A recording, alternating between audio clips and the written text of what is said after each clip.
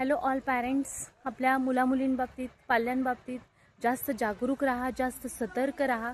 त्यांना थोडंसं प्रत्येक गोष्टीमध्ये आपली स्वतःचं तुमचं कनेक्शन असायला हवं आहे.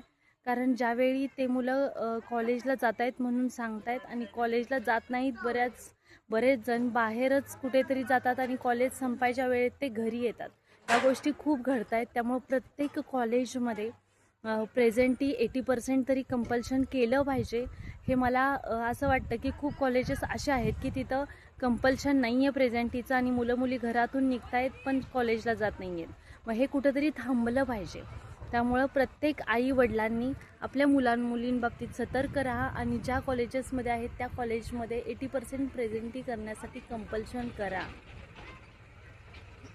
आणि असंच व्हिडिओला माझ्या लाईक करा आणि शेअर करा. धन्यवाद.